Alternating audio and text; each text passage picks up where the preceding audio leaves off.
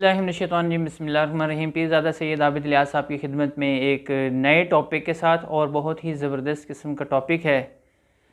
आज 14 अगस्त यौम जश्न आज़ादी के मौके पर मैं ये वीडियो के ज़रिए अपनी तमाम कौम को एक बहुत ही अहम किस्म का मैसेज देना चाह रहा हूँ।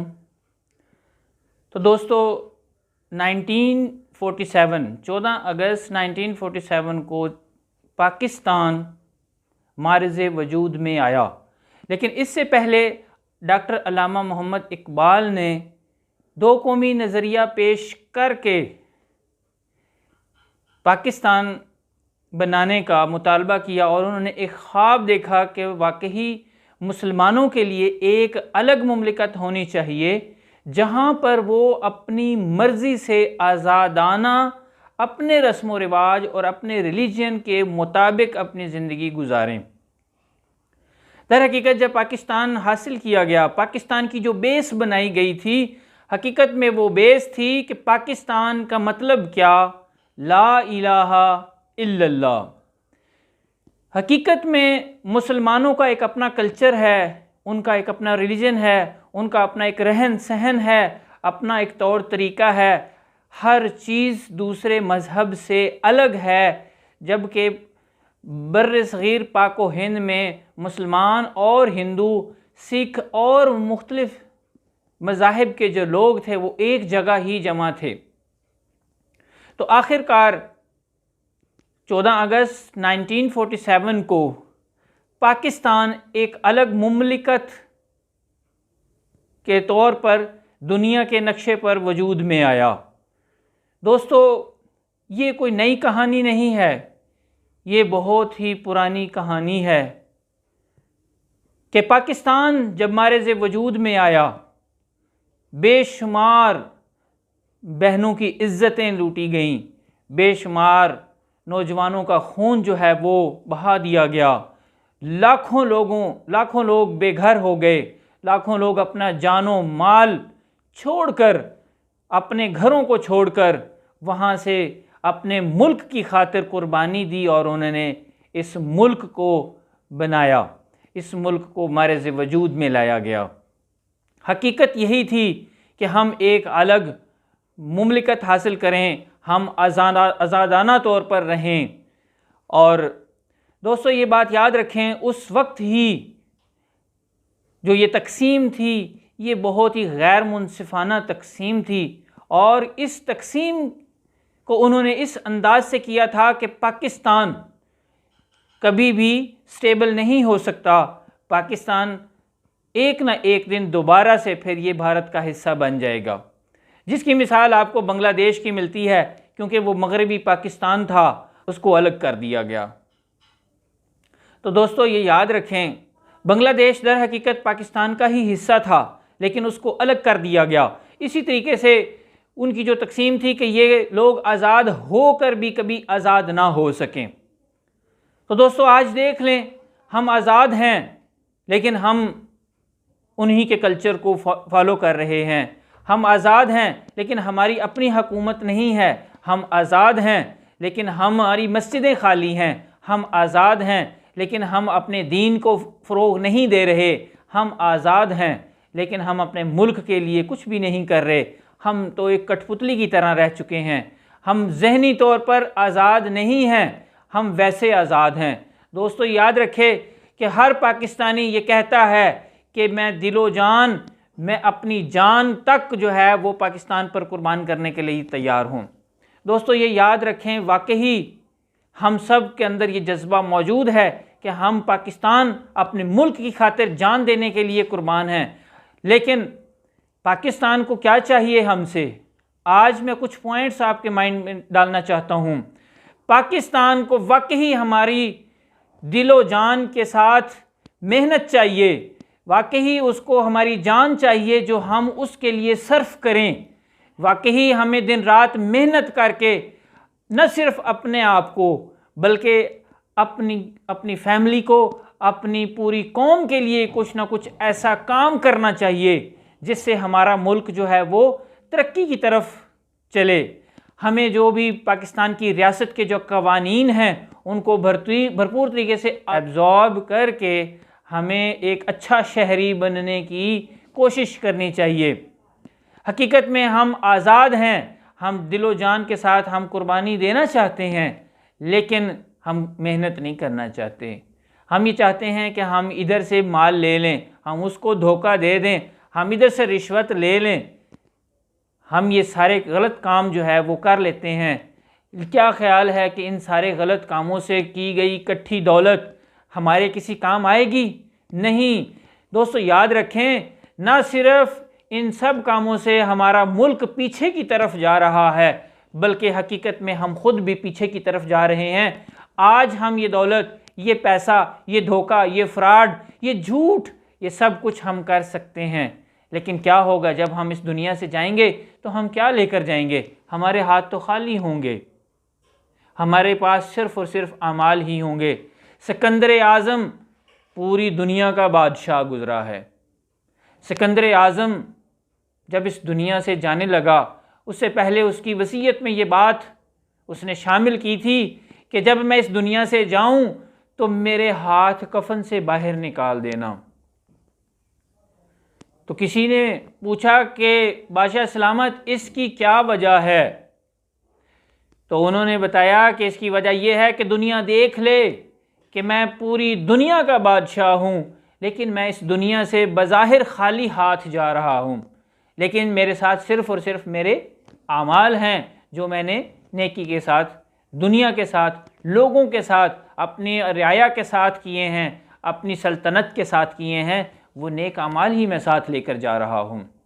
दोस्तों, आज हमें इस चीज़ की ज़रूरत है कि हम अपने मुल्क के लिए मेहनत करें, हम अपने मुल्क के लिए कोई ऐसा काम कर जाएं कि अगर हम मर भी जाएं इस दुनिया से तो हमारे मुल्क के लिए हम फ़ायदेमंद साबित हों, मरने से ज़िंदगी में भी और मरने के बाद भी।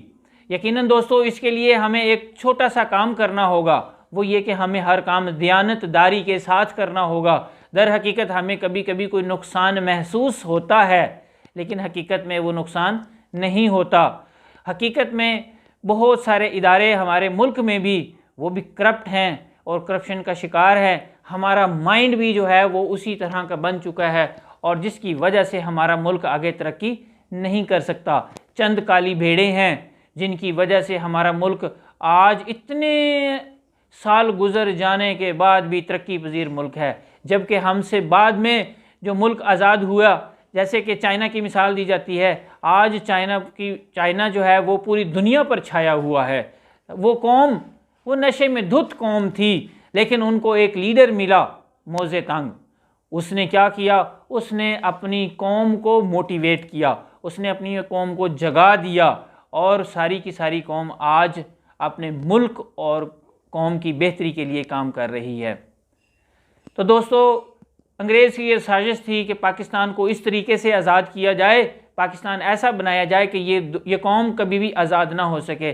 जैसे कि हम कश्मीर को ले लेते हैं, कश्मीर के उन्होंने दो हिस्से कर दिए, एक इंडिया के पास है, एक पाकिस्तान के पास है। कुछ हिस्सा उन्होंने मकबूजा कश्मीर के तौर पर जो है वो हमारे लिए रख दिया है और हम क्या कर रहे हैं? हमारी लड़ाई ही ख़त्म नहीं होती। याद रखें, जब हमारी लड़ाइयाँ झगड़े ख़त्म नहीं होंगे हम कभी भी तरक्की नहीं कर सकते। इसी तरीके से हमें लड़ाई झगड़ा कहाँ से देखना चाहिए? लड़ाई झगड़ा हमें अपने घर से देखना चाहिए, अपने बहन भाइयों को देखना चाहिए, अपनी फैमिली से। इसी तरीके से हम इसको वसी करते करते मुल्की लेवल पर अपने कोलीग्स के साथ और मुल्की लेवल पर हमारे झगड़े कम से कम होने चाहिए। जब हमारे झगड़े कम होंगे, हम सब मुत्तहिद होकर अच्छे तरीके से अपने मुल्क के लिए बेहतरीन काम कर सकते हैं। दोस्तों, याद रखें, आज 14 अगस्त 2021 है। आइए मेरे साथ ये अहद करें कि आज से हम अपने मुल्क की बेहतरी के लिए, सबसे पहले तो हमने अपनी बेहतरी के लिए काम करना है। याद रखें, अपनी बेहतरी से के लिए कैसे काम करना है? अपनी बेहतरी के लिए काम ये नहीं कि हमने दूसरे को नुकसान ही देकर अपनी बेहतरी के लिए काम करना है। नेवर। हमने अपनी बेहतरी के लिए काम करना है, लेकिन किसी दूसरे को नुकसान नहीं देना। जब हम ये सोचकर काम करेंगे तो इंशाअल्लाह अल्लाह ताला हमारे हर काम के अंदर बरकत देगा और हमारा छोटा सा काम किया हुआ वो बहुत ज़्यादा हो जाएगा हमारे साथ। और इसी तरीके से हमने क्या करना है, अपनी फैमिली की बेहतरी के लिए काम करना है, अपने बहन भाइयों के लिए, अपने मोहल्लेदारों के लिए, अपने अजीज़ रिश्तेदारों के लिए। और इसी तरीके से आपने आस्ता आस्ता करते करते अपने सर्कल को वसी करते जाना है और आपने एक पॉजिटिव सोच रखते हुए आपने अपने मुल्क को बेहतर बनाने की खातिर आपने काम करना है। और दोस्तों याद रखो कि कोई ऐसा पेशा अपनाएं कि जिससे हम अपने मुल्क की खिदमत कर सकें और हमारी इज़्ज़त हमारे मर जाने के बाद भी लोग करें। वो क्या कहते हैं ना कि इंसान की बेहतरी और अच्छाई का पता तो उस वक्त लगता है जब वो इस दुनिया में नहीं होता, क्योंकि या जब सामने होते हैं तो सब तारीफ़ ही करते हैं, लेकिन जब सामने नहीं कोई होता तो तब पता चलता है कि किसको हम अच्छे लगते थे, किसके लिए हम यूज़फुल थे, किसके लिए फ्रूटफुल थे। वो लोग हमारे चले जाने के बाद हमारी तारीफ़ करें तो गोया हमने कोई अच्छा काम किया जिसकी वजह से लोग हमें याद रखेंगे। यकीनन आज हम अल्लामा इकबाल, कायदे आज़म और बड़े बड़े जो लीडरान गुज़र चुके हैं, आज हम उनको क्यों याद कर रहे हैं? यकीनन हम आज उनको याद इसलिए कर रहे हैं क्योंकि उन्होंने अनथक मेहनत करके इस मुमलिकत को हमारे लिए पैदा किया। दोस्तों याद रखें, आज हम आज़ाद हैं और हमें आज़ादी के साथ अपने मुल्क में रहना पसंद है।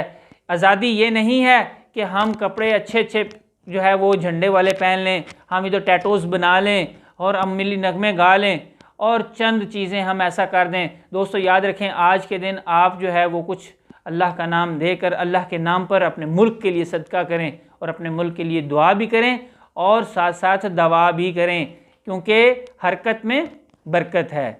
तो दोस्तों मुझे यकीन है कि आपको आज के मेरे ये पॉइंट्स ज़रूर पसंद आए होंगे। हमने क्या करना है, अपने मुल्क की बेहतरी के लिए काम करना है। हमने झूठ को छोड़ देना है, हमने किसी को धोखा नहीं देना, हमने किसी को नुकसान नहीं देना, हमने किसी के साथ फ्रॉड नहीं करना और इसी तरीके से हमने रिश्वत नहीं लेनी, रिश्वत नहीं देनी।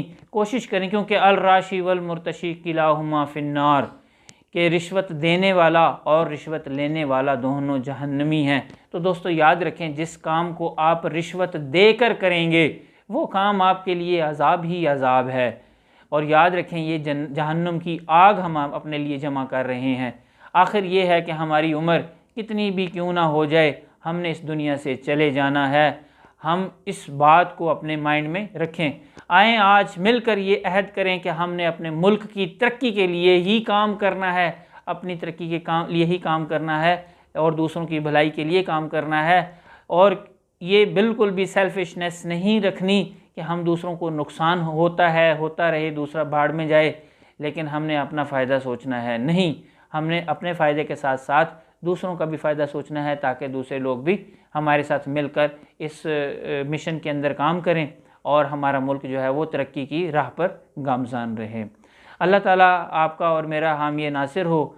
मैं उम्मीद करता हूँ कि अल्लाह करे कि मेरी ये बात मेरे बहन भाइयों, मेरे हमवतन पाकिस्तानियों के दिल में उतर जाए और वो इस तरीके से काम करना शुरू कर दें। आपने इस वीडियो को आज के दिन तमाम पाकिस्तानियों तक पहुंचाने की कोशिश करनी है, ताकि वो इसको देखकर अपने अंदर तब्दीली ला सकें।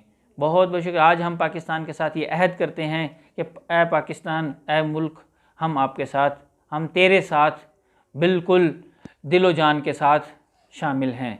हम तेरी बका की खातिर हम अपनी जान से आखिरी खून के कतरे तक हम तेरे साथ, तेरे लिए लड़ेंगे। पाकिस्तान जिंदाबाद, पाकिस्तान पाइंदाबाद, पाकिस्तान रहेगा जब तक है ये दुनिया बाकी। बहुत शुक्रिया। अल्लाह हाफिज़।